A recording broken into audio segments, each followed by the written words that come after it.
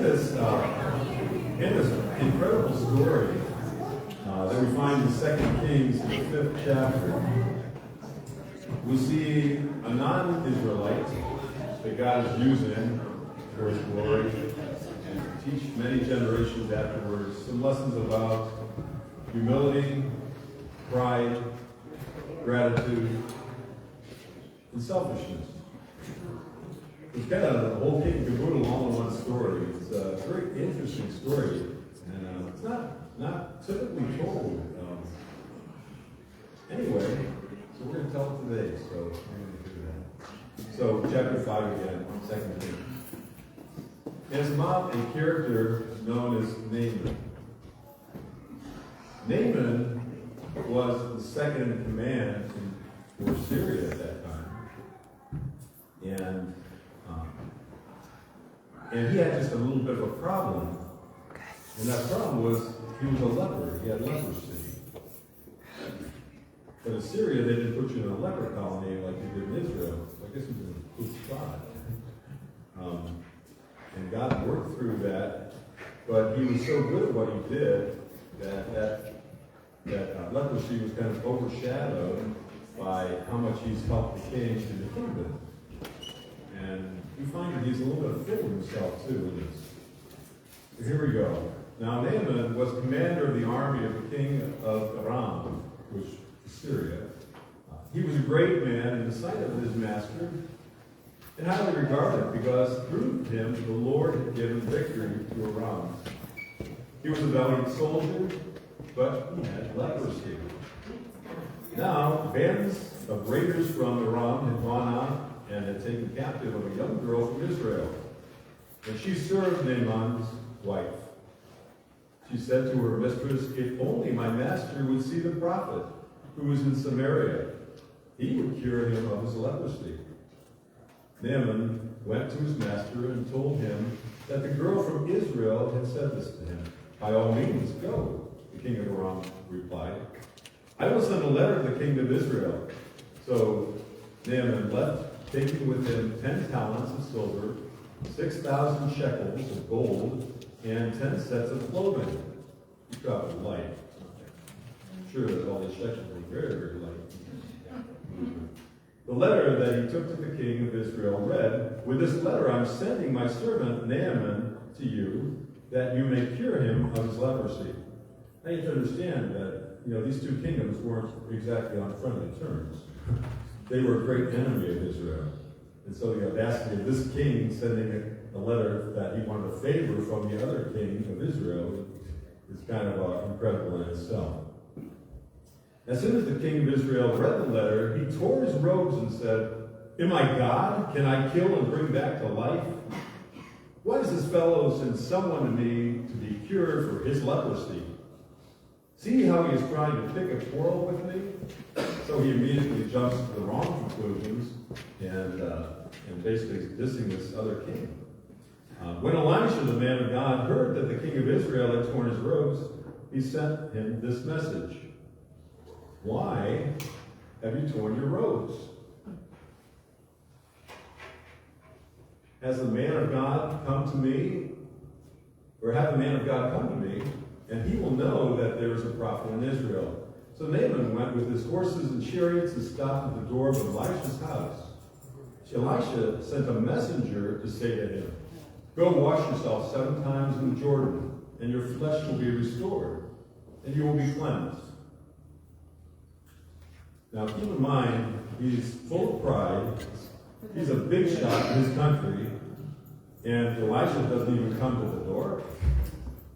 Almost like Netanyahu coming to Jerusalem. But anyway, so he's like taken aback by that alone, because in his mind he's really somebody. It's like, how dare you not come to the door and even do this? And you're going to tell me to go to the river and just cleanse myself 7 times in the river Jordan? Really? So it was an unusual request. But Naaman went away angry and said, "I thought that this would surely come, that you would surely come out to me and stand and call on the name of the Lord his God, wave his hand over the spot and cure me of my leprosy." Are not Abana and Parphar, the rivers of Damascus, better than the waters of Israel? So he's even dissing the country, that his country is far better in its natural resources even. Couldn't I wash in them instead and be cleansed? So he turned and went off in a rage. Naaman's servants went to him and said, My father, if the prophet had told you to do some great thing, would you not have done it? How much more then when he tells you, wash and be cleansed? He thought about it. So he went down and dipped himself in the Jordan 7 times, as the man of God had told him, and his flesh was restored, and became clean like that of a young boy. Then Naaman and his attendants went back to the man of God. He stood before him and said, Now I know that there is a God in all the world, that there is no God in all the world except in Israel. So please accept a gift from your servant. The prophet answered, As surely as the Lord lives, whom I serve, I will not accept a thing. And even though Naaman urged him, he refused. If you will not, said Naaman, please let me, your servant, be given as much earth as a pair of mules can carry. For your servant will never again make burnt offerings and sacrifices to any other god but the Lord. But may the Lord forgive your servant for this one thing. When my master enters the temple of Ramon, who was the Syrian god of atmosphere, rain, thunder, air, wind.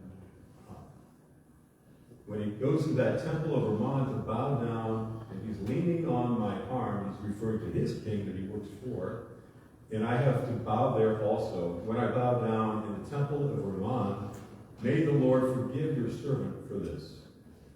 And Elisha responds, Go in peace.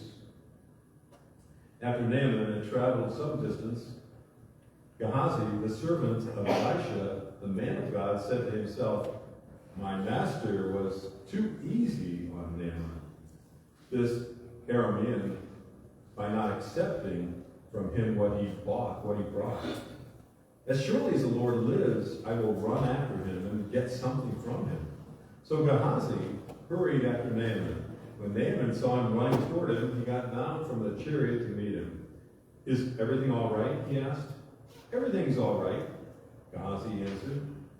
My master sent me to say, 2 young men from the company of the prophets have just come to me from the hill country of Ephraim. Please give him a talent. Please give them a talent of silver, 2 sets of clothing. By all means, take 2 talents. He's only asked me for 1. He says, I'll give you 2, because he's so grateful that he was healed by God. And not only 2 talents, or 2 changes of clothing, but also 2 talents of silver in 2 bags. And then he gave them to 2 of his servants, and they carried them ahead of Gehazi. When Gehazi came to the hill, he took the things from his servants. So he wasn't even giving them to the servants. Actually, he even lied about that. He was just having them carried away, so it made it look like he was very thoughtful to his own people. And he really just wanted them for himself. All right, he sent the men away, and then they left. When he went in and stood before the master, Elisha asked him, Where have you been, Gehazi? Your servant didn't go anywhere, Gehazi answered. But Elisha said to him, Was not my spirit with you when the man got down from his chariot to meet you? Is this the time to take money, or to accept clothes, or olive groves and vineyards, or flocks and herds, or male and female slaves? Naaman's leprosy will cling to you and to your descendants forever. Then Gehazi went from Elisha's presence, and his skin was leprous. It had become as white as snow. And so we see a lot of character studies here. We see that pride goes before a downfall, as we would say. God hates the spirit of pride in people. How can we be proud if we say that God is sovereign over our lives? When we know that everything we have comes from Him. So we're going to be proud. Doesn't matter what your position is. In fact, that's why sometimes positions get in the way. We get too full of ourselves that we forget that God holds us in the palm of his hand just like he holds everybody else. Can't follow us we see a slave girl with the heart of humility. She's a slave, an Israeli slave that is seeking for, her captor's people, to be healed of leprosy. She's not cursing, saying, "Oh, I hope you have leprosy forever." As far as I'm concerned, you stole me from my family, Now I'm a servant to your wife, really? But instead, she asks for something that will better his life, that God would heal him. We see Elijah that has an unusual request. And he's teaching him that it's not how we would expect God to work always. But God works in his own mysterious ways. And when we're obedient to his will, that's when he answers us. We can't put God in a box. We can't say, well, we're going to have some tremendous example of healing here. We're going to have, the skies open up and a choir sings you're healed. No, this is unusual, But it was what God had him say to this man. And then the obedience factor. When you're obedient to God's will, even when you don't understand it, even when you think it's completely out of the realm of what would normally be the case, when you are obedient to that, that's when God shows up and answers those prayers. And then we see at the end Gehazi, who using his position as a man of God and one of the men that accompanied the prophet Elijah, that he used his position to try to gain goods from that. And through his arrogance, through his pride, and through his self-centeredness, that God struck him down with the leprosy that Naaman had. Amen. Not only to him, but to his descendants that would follow. I think that's just such a rich, rich story from the Bible, and has so much to say. And also, we have the element too. Why didn't God choose this to be an Israeli man that went to the prophet? Wouldn't that have worked? And I believe that we are seeing that God's desire is for all mankind to come into a living knowledge of him, to accept him as the Lord. Not just the Israelites, although they were the first for Christ to reach, but it's for all mankind. So, very rich story, and again, God shows up as the great healer. So, bless the reading of his word, and we'd like to have